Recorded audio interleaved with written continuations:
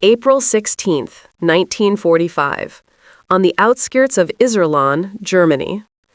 The world has been reduced to the smell of wet wool and pine needles. For 3 days, the rain has not stopped, turning the forest floor of the Sauerland into a thick, greedy mud that sucks at the boots of the retreating. The constant, distant thunder is not weather. It is the sound of the American Ninth Army grinding the Ruhr pocket into dust. Elsbeth Richter, age 21, a former telephone operator from Essen, now a Nachrichtenhelferin des Heeres, a female signals auxiliary, huddles under the dripping boughs of a fir tree. Her gray-green uniform, once a source of pride and purpose, is now just a damp, cold shroud.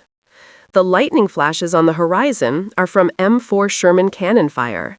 The air itself feels thin, brittle, as if the next concussion will shatter it like glass. Her unit, or what's left of it, has ceased to exist.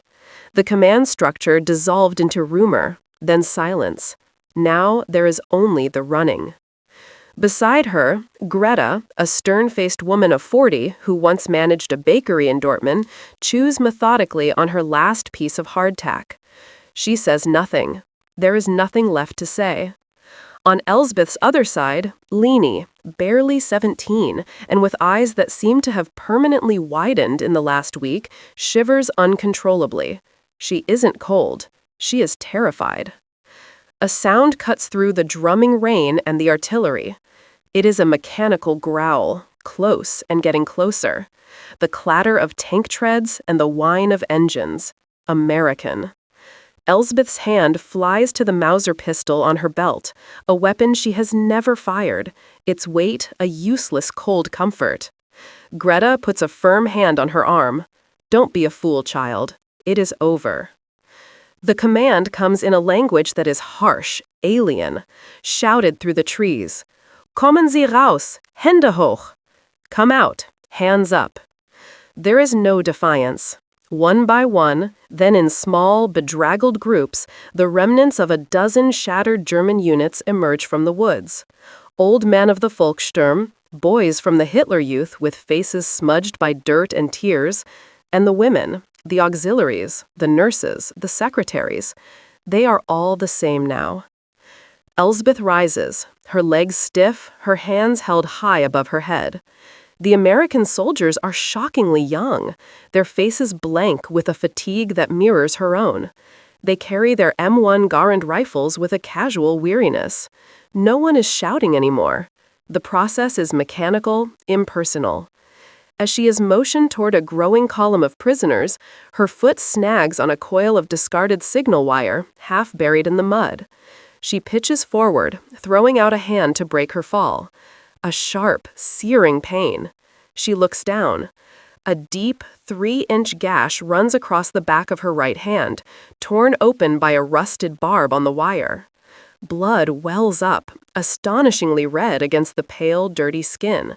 It pulses in time with her frightened heart. An American medic with a red cross on his helmet glances at it as she passes. He gestures with his chin. "Keep it clean, Fräulein." Then he moves on. There are hundreds of prisoners, thousands. A small cut on a woman's hand is nothing. She wraps a strip of cloth torn from her tunic around the wound, the fabric already damp and soiled. The column is prodded into motion. It is a river of gray uniforms, flowing slowly, inexorably, toward a future no one can name. For hours they march, the mud sucking at their feet. The rain continues its assault. The cold seeps deeper, past skin, into bone. Elsbeth cradles her injured hand, the initial sting giving way to a dull, persistent throb. It is a minor injury in a world of catastrophic wounds, a footnote on the last page of a terrible war. But as the sky darkens from gray to black, and the faceless camp of their destination begins to take shape against the horizon, that small, throbbing pain is the only thing that feels real. It is a dark promise, a seed of misery planted in the fertile ground of defeat. The place has no name. To the American guards, it is simply Prisoner of War Temporary Enclosure A9. To the Germans who are forced into its confines, it will become known as a Rheinwiesenlager, a Rhine meadow camp. But there is no meadow. There is only a vast, flat expanse of churned earth, enclosed by endless runs of barbed wire and watched over by wooden towers. The sky is a lid of iron gray. Shelter is what you can dig with your hands or a scavenged piece of metal. Days bleed into one another, marked only by the watery light of dawn and the deepening chill of dusk. Elsbeth, Greta, and Lenny have managed to stay together, a tiny island of familiar misery in a sea of strangers. They have scooped out a shallow depression in the earth, barely deep enough to shield them from the relentless wind. Food is a thin soup, a slice of black bread that tastes of sawdust.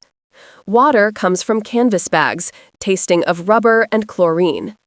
The latrines are open trenches at the far end of the enclosure, a daily pilgrimage of humiliation. The cut on Elsbeth's hand has stopped bleeding, but the throbbing has not ceased. It has changed. It is deeper now, a hot, angry pulse that seems to have a life of its own. The crude bandage is soaked through with a yellowish fluid, and the skin around the gash is swollen and an angry mottled red. She tries to keep it clean with the rationed water, but the mud is everywhere. It is on her clothes, in her food, under her fingernails. It is a part of their existence. "You must go to the medical tent," Greta insists, her voice low and rough. They are huddled together for warmth as a cold drizzle begins to fall again. "They will do nothing," Elsbeth whispers, her own voice hoarse. "There are men in there with shrapnel in their guts. They won't care about a scratch." "It is not a scratch anymore," Greta counters, her sharp eyes fixed on Elsbeth's hand. "Look, the red lines. They are going up your arm." Elsbeth follows her gaze. Faint, spider-like tendrils of red are indeed creeping from her wrist toward her elbow. A cold dread, colder than the rain, washes over her. She has seen this before. Blood poisoning, sepsis. She has seen it claim men who survived bullets and bombs, taken down by a simple, neglected wound. Lenny, huddled on her other side, begins to weep softly. "Please, Elsbeth, please go. Don't be sick." The medical tent is a large canvas structure near the main gate, a constant hub of grim activity. Rumors about it circulate through the women's section of the camp, whispered in the dark. They are not rumors about a lack of medicine or rough treatment. They are stranger, more unsettling. Whispers about how things are done, about the doctors. "It is not like at home," an older woman, a former Luftwaffe Helperin, had told Greta just yesterday. Her face was gaunt, her eyes distant. "They have no propriety, no decency." At the time, Elsbeth had dismissed it as the rambling of a broken woman. Propriety seemed like a luxury from another lifetime. But now, as fever begins to prickle at her skin and a wave of dizziness makes the muddy ground seem to sway, the woman's words return with a chilling resonance. "You try to tell yourself it is just fear. You are a prisoner. You have lost your country, your home, your freedom. What is one more small indignity? You have marched for miles, slept in the mud, starved. You are stronger than this." But the German soul has its own geography, its own borders of what is proper, what is right. The concept of Sittlichkeit, of moral order and modesty, is as ingrained as the language you speak. Even here, in this wasteland of defeat, those borders exist. That night, the fever takes hold. Elsbeth shivers violently, her teeth chattering despite the press of Greta's and Lenny's bodies. The pain in her hand is no longer a throb. It is a searing fire that lances up her arm with every beat of her heart. In the delirium of the fever, she is back in her childhood home in Essen, her mother placing a cool cloth on her forehead as she suffers from influenza. She remembers the family doctor, a kind, elderly man with gentle hands, and his wife, who always served as his nurse, a comforting female presence in the room. The memory is so clear, so painful, that she cries out. Greta shakes her awake. The moon is a pale sliver in the clouds. "Elsbeth, it is enough. In the morning we are taking you. You will not die here over a moment of pride." Elsbeth doesn't argue. She can't. The fire in her arm is consuming her, burning away her will, her fear, her pride. All she knows is the pain and the terrifying, encroaching darkness that seems to be crawling up her arm, straight toward her heart. The morning light is weak and gray, offering no warmth. The world seems tilted, unstable. Every step Elsbeth takes is an effort of will. Greta on one side, Leni on the other, they half carry her across the muddy expanse of the camp toward the medical tent. The ground is a morass of footprints, a testament to the thousands of others who have made this same desperate journey. The air inside the women's compound is thick with the smell of unwashed bodies, damp earth, and despair. But as they approach the infirmary, a new smell asserts itself. The sharp, antiseptic odor of carbolic acid layered over the cloying sweetness of infection and gangrene. The tent is larger up close, a canvas behemoth stained with mud and rain. A steady stream of human misery flows in and out. Men with makeshift crutches, men with heads wrapped in bloody bandages, and a smaller, separate line of women, their faces etched with a mixture of pain and apprehension. Elsbeth joins the end of the line, leaning heavily against Greta. The world swims in and out of focus. The sounds are muffled. A low, constant moaning from within the tent, the clipped, foreign speech of the American orderlies, the soft weeping of a woman farther up the line. Time loses its meaning. It is measured not in minutes, but in the agonizingly slow shuffle of feet in front of them. With each step forward, the sounds and smells from within the tent grow stronger. Elsbeth's heart hammers against her ribs, a frantic rhythm that has nothing to do with her fever. This is a primal fear, the fear of the unknown, of ultimate vulnerability. She closes her eyes, trying to picture Dr. Schmidt from her hometown, his gentle smile, his wife bustling in the background with a cup of chamomile tea. The image shatters as a raw, guttural scream erupts from inside the tent, followed by a torrent of shouted English. Finally, they are at the entrance. The canvas flap is pulled back, and for the first time, Elsbeth sees inside. It is a scene from a nightmare. Dozens of cots line the dirt floor, each occupied by a figure in some state of agony. Harried American medics, their sleeves rolled up past their elbows, move between them. They are not doctors in white coats. They are soldiers. GIs in olive drab fatigues, their faces smudged with dirt and exhaustion. And they are all men. Elsbeth's breath catches in her throat. She sees one of the medics, a boy no older than she is, with freckles spattered across his nose, cutting away the trouser leg of a wounded German soldier. A few cots down, another medic is listening to a woman's chest with a stethoscope, his hand resting matter-of-factly on her upper back after having her unbutton her blouse. The woman stares at the canvas ceiling, her face a mask of stone. This is it. This is what the rumors meant. Not cruelty, not malice, something far more unsettling. A complete disregard for the fundamental order of things. In her world, a woman's body was a private space. A medical examination was a serious, formal event, always chaperoned by a female nurse, a guardian of modesty. To be touched, examined by a strange man, a young man, an enemy soldier, without that buffer, was unthinkable. It was a violation, unschicklich, deeply, profoundly improper. A wave of nausea and vertigo washes over her, so powerful it almost brings her to her knees.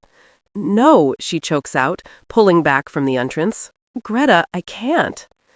Greta's grip on her arm is like iron. "You will," she hisses, her face grim. "Do you see them? They are just boys doing a job. They see a wound, not a woman. Pride is a luxury for people with roofs over their heads. Now stand up straight." But Elsbeth can't see them as just boys. She sees them as conquerors, as foreigners whose gaze feels like an intrusion, whose very presence in this intimate space feels like a desecration. She feels the eyes of the male prisoners in the tent, the other medics. She feels naked, exposed, even though she is fully clothed. The cultural chasm that has opened up before her is as wide and terrifying as the Atlantic Ocean. The line shuffles forward again. She is next.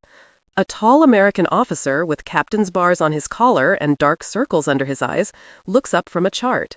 He gestures impatiently. Next, he calls out in accented German, Nächste. His eyes, weary and clinical, land on her. He sees a feverish young woman with a badly infected hand. He sees a problem to be solved. Elsbeth looks back at him and sees a stranger who is about to cross a boundary she has been taught her entire life to defend. Her body is rigid with tension. Her mind screams run, but her feet are rooted to the muddy floor, and Greta's hand is a vice on her arm, pushing her forward into the stark, unforgiving light of the infirmary. Stepping under the canvas flap is like entering another country, one with horrifyingly new laws. The air is thick and close, a miasma of sickness. Captain Miller, the name on his uniform tag, points to a wooden stool next to a small, rickety table covered with stainless steel instruments. Sit, he commands, his German functional but devoid of any gentleness. Elsbeth moves as if in a trance, her limbs heavy and unresponsive. Greta gives her a final, firm push before an orderly blocks her from following. Just the patient, the young GI says, not unkindly. Elsbeth is alone. She sits on the edge of the stool, perching as if ready to bolt, clutching her injured arm to her chest like a shield. Captain Miller pulls on a pair of thin rubber gloves with a sharp snap. He is all business, his movements efficient, practiced. To him, she is the next task in a never-ending shift. He has likely treated 100 patients already today, from gunshot wounds to dysentery. He doesn't see Elsbeth Richter, the signals operator from Essen who loved to read Rilke. He sees a case file. Female POW, approximate age 21, presenting with advanced cellulitis and suspected sepsis in the right hand. "Let me see the arm," he says. She hesitates. Her entire being rebels. Every instinct, every lesson of her upbringing screams that this is wrong. You do not show your weakness, your injury, to an enemy. You do not allow a strange man to touch you. He sighs, a small puff of exasperation, and reaches for her arm himself. His touch is not rough, but it is firm, impersonal. It sends a jolt through her, a profound sense of trespass. He gently unwraps the filthy, stiffened rag from her hand. The wound is worse than she imagined. The flesh around the gash is swollen and purple, weeping a foul-smelling pus. The red streaks now reach her elbow. Captain Miller makes a low sound in his throat, a clinical noise of diagnosis. This is bad, very bad. He probes the edges of the wound with a gloved finger. The pain is white-hot, electric, and she flinches violently, a cry escaping her lips. "Easy," he mutters, more to himself than to her. He places a hand on her forehead, then presses 2 fingers against the side of her neck, feeling for her pulse. His touch is invasive, a violation of her personal space that feels almost as painful as the infection. To check the extent of the fever's heat, he moves to unbutton the top button of her uniform tunic, intending to feel the skin at her collarbone. That is the breaking point. It is not a sexual gesture, it is a clinical one. But in her fevered, terrified state, it is the ultimate transgression. He is opening her uniform. He is preparing to touch her body. A dam of composure, built over a lifetime of discipline and propriety, breaks within her. She recoils, slapping his hand away with her good one. Nein. The word is a strangled sob. Bitte, bitte, eine Frau, eine Krankenschwester. No, please, please, a woman, a nurse. Her voice is thin, pleading. She is begging, not for medicine, not for him to stop the pain. She is begging for a shred of the world she knew, a world where a woman's dignity was protected, where a female presence stood as a barrier against this kind of stark male intimacy. Captain Miller stares at her, his brow furrowed in confusion. He doesn't understand the depth of her panic. To him, her request is nonsensical, an impossible demand in the middle of a war zone. An orderly standing nearby, a German-American from Pennsylvania, translates, "She's asking for a woman nurse, sir." Miller's gaze sweeps around the chaotic, male-dominated tent. He gives a short, mirthless laugh. A nurse? Look around. Does it look like we have nurses to spare? Tell her she has two choices. I clean this out right now, or in 2 days, she loses the arm. Maybe her life. That's the choice. The orderly relays the message in blunt, simple German. The words land like blows. There is no negotiation. There is no appeal to a higher authority. This is the new reality. The rules are his. Her world, her values, her sense of propriety, they are meaningless here. They are casualties of war, just like the bombed-out cities she left behind. Tears stream down Elsbeth's face, silent tears of utter helplessness. She does not resist as he takes her arm again. He signals to the orderly, who holds her shoulder to keep her steady. Captain Miller picks up a scalpel. He doesn't offer a warning. He simply lances the swollen abscess. The pain is a blinding liquid fire. A scream is torn from her throat, raw and animalistic. But beneath the agony of the steel cutting into her flesh is a deeper, colder pain. The pain of total submission, of having her body treated like an object, a piece of damaged equipment to be repaired by the victor. He works quickly, cleaning, irrigating, packing the wound with sulfa powder. She is weeping openly now, shuddering, her eyes squeezed shut, not against the physical pain, but against the crushing weight of her own humiliation. The procedure is over in minutes that feel like a lifetime. Captain Miller wraps her hand in a clean, white bandage. The bright sterility of it is a shocking contrast to the filth of the camp. He gives her 2 white pills from a bottle. For the fever, he says, his tone unchanged. He has already turned his attention to the next patient. For him, the encounter is finished. For Elsbeth, it has just begun. She stumbles out of the tent, back into the gray, drizzling afternoon. Greta and Leni rush to her side. Leni gasps at the sight of her tear-streaked, ashen face. Greta simply looks at her, her own face a mask of grim understanding. She knows. She did not have to see it to know what happened inside that tent. Not an assault, but an erasure. The erasure of a woman's right to her own body, her own modesty. They guide her back to their shallow hole in the earth. She swallows the pills with a sip of chlorinated water. The clean bandage on her hand feels alien, a symbol of both her salvation and her violation. The searing pain of the lancing has subsided into a clean, manageable ache. The infection has been treated. Her life, most likely, has been saved. But she feels no gratitude, only a profound, hollowed-out emptiness.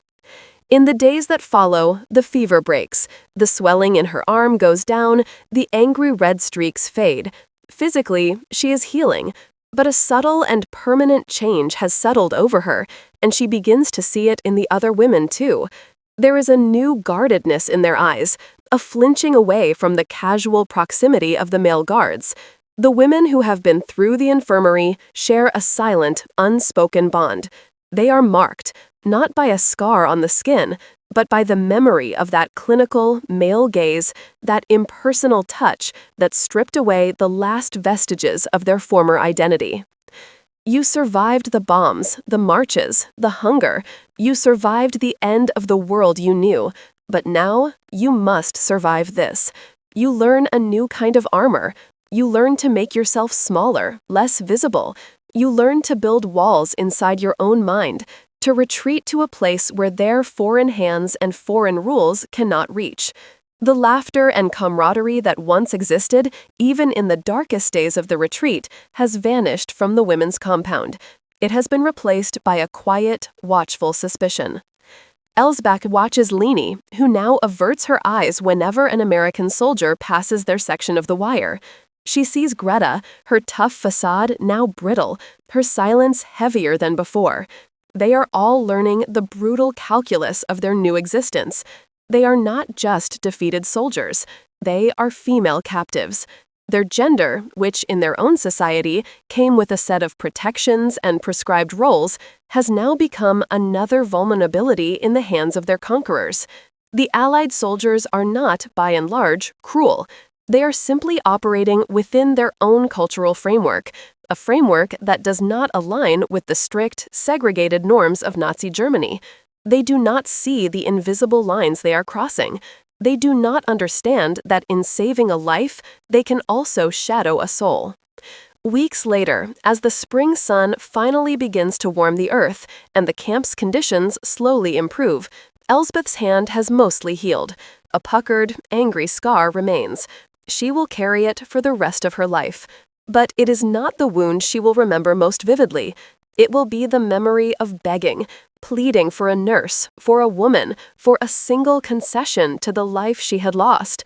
It was the moment she understood that everything, her language, her customs, her beliefs about her own body, was now subject to the victor's interpretation. The war had taken her nation. The surrender had taken her freedom.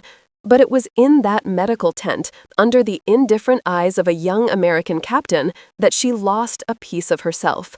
The physical war was over, but a new, more intimate struggle had just begun, waged in the silent, occupied territory of her own memory.